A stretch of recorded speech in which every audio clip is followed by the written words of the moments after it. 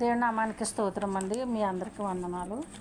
అయితే నేను ఏదో పాటలు పాడి గొప్ప మెప్పు పొందడానికి కాదు కానండి, నేను దేవుని పని చేయడానికి అందరూ పాటలు విని హృదయాలు తెరవబడి దేవుని నామాన్ని మహింపరుస్తారని ఆశతో నేను ఈ పాటలు పాడుతున్నానండి. ఈ పాటలను ఆదరించండి. దేవునికి కృపను బట్టి మీరు కూడా దేవుడిలో ఉండాలని, దేవుని రాజ్యానికి వారసులు అవ్వాలని ఆశపడుతున్నానండి. ఎందుకు నేను దేవుని పని చేయడానికి కారణం ఏంటి అంటే, నత్తి వాళ్ళని దేవుడు వాడుకుంటాడంట. అలాగే నేను ఎందుకు పనికిరాందానండి, దేవుని కృపను బట్టి, ఆయన ప్రేమను బట్టి ఈరోజు నేను పాటలు పాడుతున్నానంటే ఆయన కృప అండి.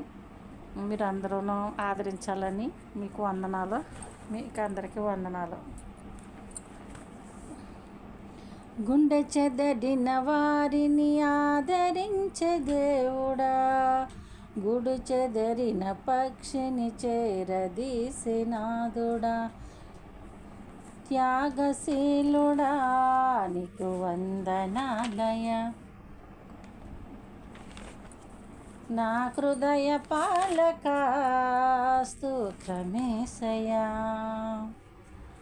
నేను ఆ పాట అనుకుని ఇంకో పాట తీసానా? అరే రే, ఓకే.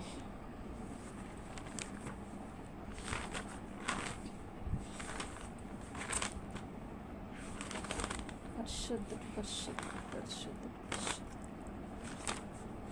యేసయ్యా వందనాలు.